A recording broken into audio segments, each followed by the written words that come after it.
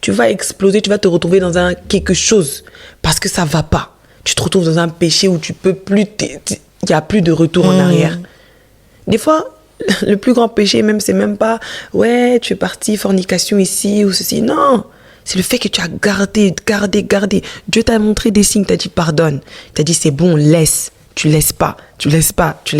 Jusqu'au jour où il y a un truc qui se passe, mais pas dans ton endroit de travail, et tu pètes un câble. Tu blesses quelqu'un en t'énervant. Ça venait du cœur. Ici. Et c'est pour éviter ça, en fait. Pour éviter d'exploser au mauvais moment, au mauvais endroit, dans la mauvaise chose, qu'il faut let it go. Avance. Avance. Mais c'est un état d'esprit qui est... Déjà, c'est incroyable. Parce que... non, oui, mais c'est pas attends. facile. Yes. C'est vraiment, vraiment, c'est incroyable. Même quand tu es en train de parler, tu vois, oui, il y a douceur et tout, genre, c'est... tu vois, genre, c'est incroyable. Un nounours, tu vois, genre une peluche, so cute. Et tu vois, c'est pas facile, vraiment pas. Surtout quand tu es tellement influencé, en fait, par tellement de choses et tellement de personnes. Et finalement, tu te retrouves dans la situation de Pierre. Pierre, dans la Bible, je pense que, tu vois, il y a des gens, ils disent, ouais, moi, mon apôtre que je m'identifie, c'est Paul, parce que Paul, machin. Moi, c'est Pierre. Il a aimé Jésus avec tellement de passion. Il a fait maladroitement, mais il a aimé passionnément, tu vois. Et finalement, lorsque il se retrouve dans cette situation où Jésus lui dit, avant que le coq ne chante 3 fois, tu vas me renier, etc. Et il dit, moi, mais ça, c'est profond. Est-ce que tu m'as vu et tout? Tu m'as vu? Non, jamais, je te renierai jamais. Donc, Jésus savait qu'il allait. Mais Jésus était quand même avec lui. Ça confirme ce qu'on est en train de dire. Des fois, tu sais même qu'on s'apprête, mais tu es là. C'est pas parce que tu es invincible. Hein. Mais il y a des combats, ça sert à rien de combattre. Laisse, tu verras. Et puis à la fin, le résultat te donne raison. Moi, j'aime comme Dieu me donne justice. C'est-à-dire, c'est pas une histoire de ouais, je me venge, ouais, t'as vu, maintenant j'ai raison. Non, c'est une histoire de j'ai attendu, j'ai été calme, j'ai pas beaucoup parlé, j'ai laissé pour moi à Dieu, j'ai été même sans rancune, sans rien. Et Dieu m'a justifié. Ça a pris peut-être un peu de temps, mais vous avez vu que originalement, genre, à la source, j'avais raison, ou à la source, j'avais rien à voir dans, je sais pas ce qui s'est passé. Ça, je trouve que c'est tellement beau. Ça, pour des moments comme ça, je peux, I don't know, je peux tout faire. Non, mais c'est vrai, c'est vraiment vrai. Et tu vois, on aime se rendre justice soi-même. Et en le faisant, on passe à côté de quand le proverbe dit garde ton cœur. En fait, on le prend littéralement à la lettre. C'est genre, on prend notre cœur et on le met dans une boîte, tu vois. Et tu le disais tellement bien tout à l'heure qu'il fallait trouver l'équilibre entre le cœur qu'on a avec Dieu et le cœur qu'on a avec les autres. Et bien trop souvent, on n'a ni le cœur avec Dieu, ni le cœur avec les autres, parce qu'on se protège tellement, on a vécu tellement de choses. Dis-moi. Ça, la pointe. Mais déjà, quand tu parlais, il y a un verset qui dit que tout comme l'eau reflète le visage, le cœur reflète l'homme. Donc, en fait, toutes ces choses, tu veux te rendre justice, tout ça, tu t'en rends pas compte, mais ça se voit même sur ton visage. Tu sens quand il y a une personne qui est bienveillante. Elle n'a pas besoin de beaucoup vous dire. Même un signe, même un petit truc comme ça sur ta main. Tu dis, hey, tu vois, ça te fait quelque chose. Donc, il y a des choses, c'est dommage en fait. Tu pourrais vivre une vie beaucoup plus libre. Mais tu as touché un point. On se protège tellement. Et aujourd'hui même, ce verset-là en question, on va rire un peu, mais garde ton cœur plus que toute autre chose. C'est devenu, ah ouais, moi je me mélange pas. Ah ouais, moi je fais pas ça. Ah ouais, moi je fais pas de truc et tout. Parce que moi je garde mon cœur et tout. Garder son cœur plus que toute autre chose ne veut pas dire qu'on est orgueilleux. Hein. Comment? Ne veut pas dire qu'on est insensible, on devient genre sans émotion. Non, c'est pas du tout ça le verset. C'est juste, il faut faire attention à ce que tu médites dans ton cœur, à ce que tu gardes dans ton cœur, à ce que tu ressens et tu réfléchis. Ce qu'il y a dans ton cœur, c'est ce que tu rumines dans ta tête les soirs avant de dormir, le matin quand tu te réveilles. Si c'est-à-dire, si tes intentions, si tes pensées sont pures dès le matin, ta journée sera propre. Yes. Mais dès le matin, tu dis, j'aime pas réussir aujourd'hui. Tu vas réussir à quelque chose. Tu vas jamais réussir. C'est ça, en fait. Yeah. Et on se protège, c'est devenu trop une phrase de, ouais, moi, je protège mon cœur, donc moi, je me mets pas dans certaines choses et tout. Non, il faut parfois aussi prendre des risques à aimer. Yeah. Risquer aimer quelqu'un. Amicalement. Come on. Dans une relation. Avance encore. Il faut risquer. Yeah. Mais en fait, je sais pas. Come on. Quand Dieu, il a donné Jésus, son fils, qu'il a tant aimé, et le monde qu'il a tant aimé, c'est-à-dire il a donné son fils pour le monde qu'il a tant aimé et tout, je me demande en fait, s'il avait réfléchi, est-ce que ça en vaut la peine? Est-ce que je prends... Non, il l'a fait. C'est un sacrifice qu'il a fait. Il aimait son fils, mais il aimait aussi le monde, et il a fait ce sacrifice pour l'humanité. C'était un grand risque, un très très très très grand risque. Jésus même sur la croix lui dit, Seigneur, si tu peux ôter si tu cette peux. coupe de moi. Mais non, non, le risque a été pris. Et Dieu merci, ce risque a été pris. Aujourd'hui, nous voici. Mais tellement, j'aime trop ce que tu as dit. On doit prendre le risque d'aimer quelqu'un. Et c'est vrai. Hein, de pardonner. C'est un risque. Et, non, mais attends, disclaimer, les gars. Parce que tu sais, l'erreur qu'on fait, c'est que j'ai appris ça il n'y a pas longtemps, c'est que on pense que pardonner quelqu'un, on pense que ne pas garder quelqu'un dans notre cœur, quelqu'un qui nous a fait du mal ou quoi, c'est forcément retourner dans l'amitié, rétablir la relation avec les gens, tu vois. C'est... Moi, personnellement, je le comprenais comme ça. Mais Dieu m'a fait grâce. Je suis plus dans l'ignorance. Et le disclaimer, c'est que, en fait, tu peux pardonner quelqu'un sans pour autant rétablir, sans pour autant restaurer la relation.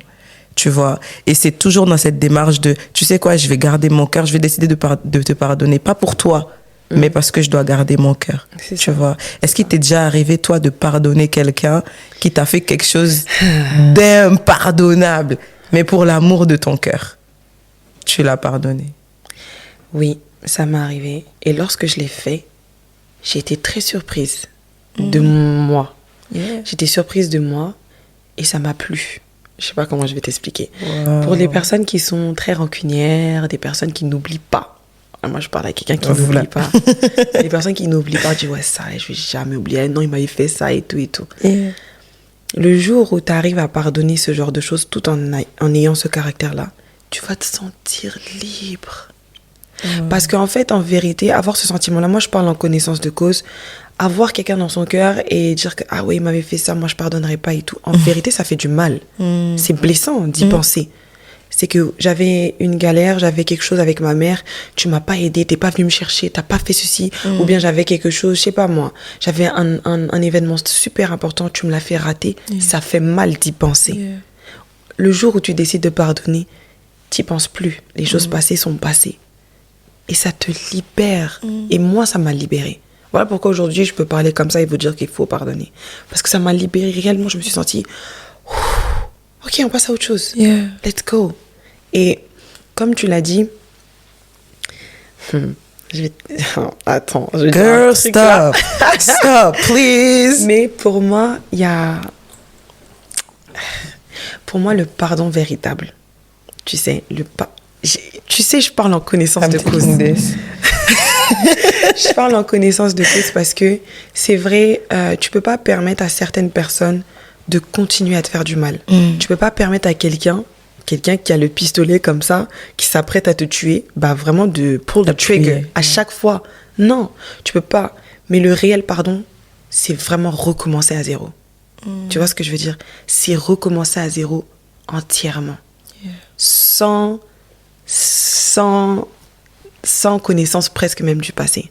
Mais, ceci étant dit, c'est vrai qu'il faut se protéger. Donc, je peux pas dire à quelqu'un, oui, bah, tu pardonnes à la personne qui a voulu te tuer, tu te mets là et tout en sachant que la personne a toujours les mêmes intentions.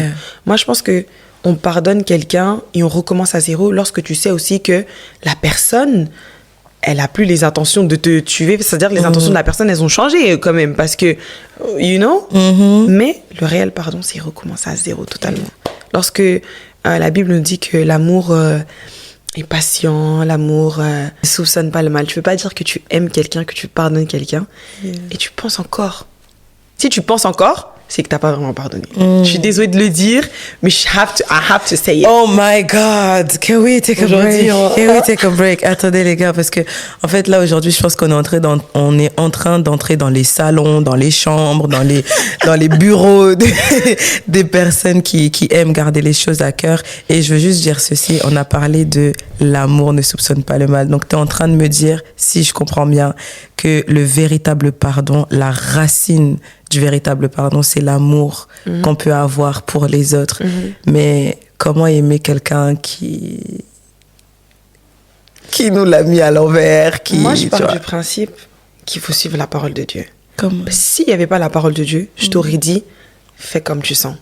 Tu sens que la personne est tout. Mais, pardonnez-vous vos offenses comme je vous le pardonnerai. Je vais pardonner à quelqu'un. Comment? Sans sincérité. Et puis Dieu, lui, va me pardonner aussi véritablement. Si Dieu, aujourd'hui, décide de me pardonner, mais il garde encore en souvenir le mal que j'ai fait, mais je suis foutue. C'est vrai. Excusez-moi du terme, hein, mais c'est vrai. Fini. Mais elle a raison. C'est fini. Mais quand Dieu me pardonne, il est dit dans quelques versets que c'est effacé. It's erased. Toute cette partie-là de mon mauvais comportement, entre guillemets, tout ça est effacé. Et on recommence à zéro. C'est pour ça même des fois, on dit que dans les prières, toi-même, tu rappelles à Dieu des choses qu'il a déjà pardonnées. Ah, vraiment. Lorsqu'il a pardonné, on recommence. C'est un recommencement. On revient à zéro. Donc, si on est censé traiter les autres et aimer les autres comme Dieu nous aime, et si on est censé être exemple de Christ, si on est censé refléter Christ ou finir le travail que Christ a commencé, c'est qu'on se doit d'appliquer les mêmes doctrines qu'il a appliquées. Doctrine, c'est peut-être pas le bon terme, mais les mêmes instructions qu'il nous a données. Wow. Lucie. Oh my God. Jesus.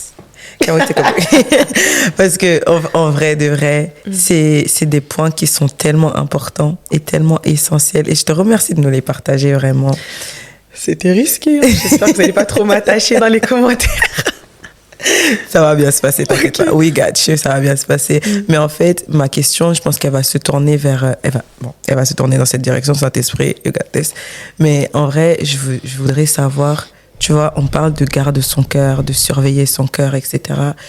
Qu'est-ce que tu peux dire à une personne qui, je sais pas, a vécu un traumatisme avec quelqu'un qui est dans son entourage, par exemple, et est-ce que tu vas lui dire, mais garde ton cœur plus que toute autre chose, ces personnes-là, parce qu'on sait qu'on n'a pas à lutter contre la chair et le sang et tout, et que si il y a une personne qui nous fait du mal ou qui nous veut du mal, c'est pas la personne en soi, c'est voilà, notre ennemi commun, c'est lui. Mais maintenant, qu'est-ce que tu pourrais dire à une personne qui a gardé quelqu'un dans son cœur, mais c'est peut-être pas volontaire, c'est parce que en fait, elle regarde pas la personne, elle regarde au trauma en fait. Tu vois. Oui.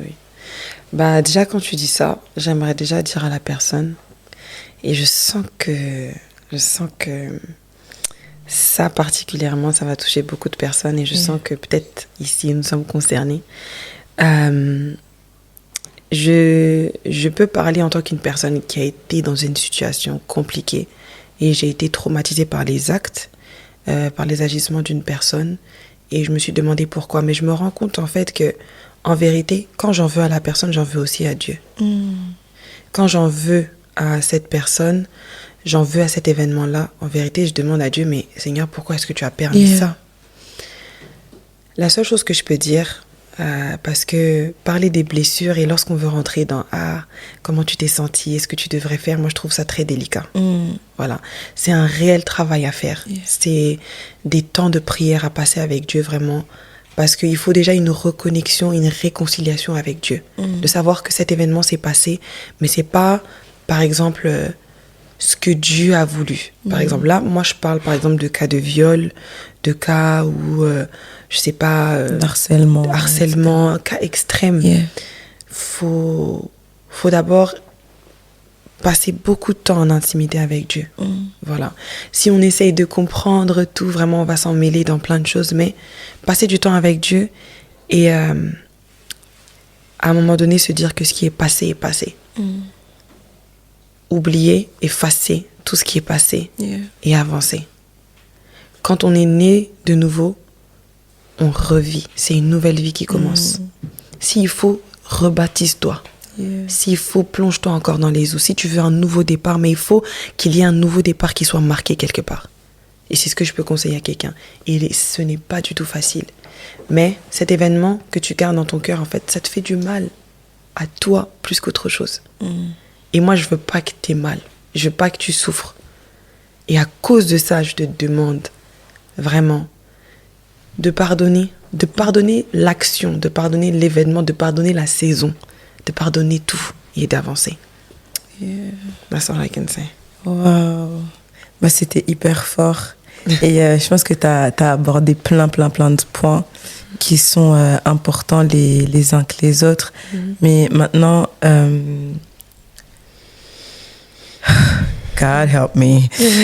Tu dis que tu as vécu des choses, etc. Et à un moment donné, tu regardais plus à ces choses-là que à la possible guérison, entre guillemets. Mais maintenant, je suis curieuse de savoir, est-ce que ces choses-là que tu as vécues, à un moment donné, elles ont été un frein au fait que tu répondes à l'appel de Dieu? Parce que justement, tu t'es dit, Seigneur, pourquoi t'as permis ça, etc. Ouais. En fait, ce qu'on oublie souvent de dire, et j'espère que tout le monde sera resté jusqu'à la fin pour vraiment ce moment-là, lorsqu'on commence une interview, tu vois, parfois c'est un peu délicat de commencer à dire que ouais, moi j'ai vécu ça et tout, et tout. Mais véritablement, c'est vrai qu'il y a eu l'appel de ma mère qui m'a boosté et qui m'a aidé à rentrer vraiment dans cette destinée que Dieu avait tracée pour moi. Mais c'était très difficile de l'accepter, très difficile aussi autour de moi. Depuis toute petite, j'ai eu une enfance assez difficile avec des conditions de vie très difficiles. Voilà, une pauvreté énorme quand j'étais petite. Et puis après cela, j'ai connu aussi les foyers d'enfance pendant plusieurs années. J'ai fait 5-6 ans en foyer d'enfance avant de déménager pour les États-Unis.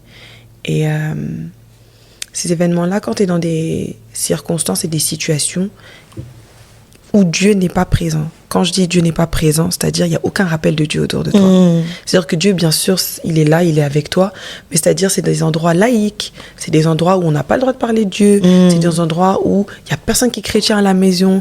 C'était difficile de continuer à croire que Dieu était toujours avec moi. Et surtout lorsque je traversais tout ça, je me disais, Seigneur, c'est quoi le but? Ça peut être quoi le but de cette souffrance? Et j'ai toujours demandé cette question à Dieu dans le passé. Je demandais, mais Seigneur, comment est-ce que tu peux permettre ça? Et en fait, c'est quoi le but? Je ne peux pas comprendre que je puisse souffrir et que ça puisse avoir un but. Quel est le but? Mais c'est que plus tard que j'ai compris. Si aujourd'hui, je suis assise là comme ça, et je peux dire à quelqu'un, toi qui as connu voilà, des traumatismes, harcèlement, viol, tu as connu les foyers d'enfance, tu as connu des parents séparés, tu as connu des choses horribles. Si je peux te parler aujourd'hui et te dire que ça va aller et que justement demain c'est pour que tu sois plus fort, mais réellement vivre les paroles que je suis en train de te dire, c'est parce que je l'ai vécu. Et c'est parce que je suis passée par là et j'ai réussi à m'en sortir. Mais j'aimerais dire cette petite chose. Il y a des personnes dans les foyers d'enfance, des amis, des personnes que je connais aujourd'hui, qui vont pas du tout bien. Drogués, qui sont devenus, excusez-moi, mais voilà, escortes, qui sont dans des situations vraiment difficiles. Et je sais que c'est la souffrance accumulée, en fait, qui les a menés à avoir un train de vie, peut-être qu'au début, même eux-mêmes, peut-être ne voulaient pas. Mais aujourd'hui, je me retrouve là. Et quelle grâce de pouvoir parler de ça. Et je m'en suis en sortie. Je vais mieux, ça va. Et je suis forte, et je suis là, et j'encourage. Je suis la preuve que tu peux. Je suis la preuve que ça peut aller. Incroyable. Incroyable témoignage. Je ne savais pas tout ça, je découvre tout ça à l'antenne. Je suis émue. Non, je ne partage pas ça souvent. Ah, gloire à Dieu. Merci de nous avoir confié ça. Non, mais... Vraiment, non, mais tu t'en rends pas compte. Tu t'en rends pas compte parce que voilà, tu viens de le dire et tout. Mais merci de nous avoir confié ça. Ça se voit que c'était difficile d'en parler. Ouais, c'était dur. Et moi, je prends jamais ça pour acquis. Non. Lorsque une personne décide de me confier une partie de son histoire, pour moi, c'est une grâce de Dieu. Ça veut dire que tu te sens à l'aise. Ça veut dire que l'histoire de Safe Place et tout, c'est une réalité. Et je te remercie pour ça. Ok. Yeah. Bah, dis-moi, dis-nous à toutes les personnes qui t'écoutent et qui te regardent, quelles sont les limites qu'on peut poser pour garder notre cœur finalement? On a parlé de plein de choses. Et le cœur du podcast, c'est guérir des blessures intérieures pour devenir la version de nous-mêmes que Dieu avait prévue depuis Mathusalem. Mais maintenant, il y a des choses qu'on vit, il y a des choses auxquelles on fait face qui altèrent parfois l'état d'origine de notre cœur. Et en grandissant, on doit apprendre à poser certaines limites, pas des barrières, parce que les barrières, c'est ce qui empêche les gens d'entrer dans notre cœur, mais des limites. Quelles sont les limites, d'après toi, qu'on peut poser pour bien garder notre cœur en 2024? Premièrement, il ne faut pas tout prendre à cœur. Je vais décortiquer. Ça, c'était pour moi. Thank you. Vraiment, faut faire attention à ce que tout ce qui se dit et tout ce qu'on te dit, ça rentre pas directement là, quoi. Yeah. On peut dire des paroles, des fois les personnes, même ils parlent de manière... Ils rigolent, ils parlent et tout. Mais si tu prends tout à cœur, tu vas avoir très mal. Très souvent. Pendant longtemps. Ça va faire très et tout mal. le temps, en fait. Tu vas souvent réfléchir. Ah ouais, il avait dit ça, mais même si c'était dans la rigolade, ça se trouve que faut pas prendre les choses à cœur. Mais je cherche un autre terme. Faut pas être, faut pas te vexer, susceptible rapidement. Voilà, prends le temps. Voilà, dis-toi qu'il y a des gens, ils rigolent. Laisse passer. Puis voilà. Déjà, t'as ça. Voilà. Maintenant, te mets pas dans les mêmes situations où t'as eu mal. C'est-à-dire, attention, parce qu'on a dit qu'il faut recommencer à zéro, mais c'est-à-dire, faut pas aussi permettre à ce que la personne recommence. Voilà, ce qui a causé vraiment ta douleur. Essaye de prendre une autre route, voilà, qui sera un peu plus, voilà. That's it. That's all I can say, je pense. Je pense que le premier point est très important. C'est vrai. Yeah. C'est vrai. Et merci pour ça. Yeah. Merci vraiment, c'était incroyable. Je te remercie pour le temps que tu m'as accordé. Tu dis c'est rien. On est en 2024, tu dis le temps c'est rien. C'est rien. Non, vraiment, rien. Merci beaucoup. Et j'ai que ça à dire. Merci beaucoup. Et à vous qui nous avez écoutés et regardés, je prie que tout ce qui a été dit là, que ça tombe dans la bonne terre et que vraiment, j'espère que tu as pris des notes, que tu as pris ton cahier, etc. Si tu as des questions, des remarques ou quoi que ce soit, n'hésite pas à aller suivre Angel Lucas. Je mettrai toutes les infos en description. Elle fait des choses incroyables, mais en tout cas, je te mettrai tout en description. Les albums, tout sera en description, ok. Et si tu ne l'avais pas encore fait, également, abonne-toi à cette chaîne, partage cette vidéo à une ou deux personnes et je sais que ça va leur faire du bien. Donc, sois béni. On se retrouve très, très vite pour le prochain épisode. D'ici là, prends bien soin de toi. Et toutes les deux, on dit salut. Salut!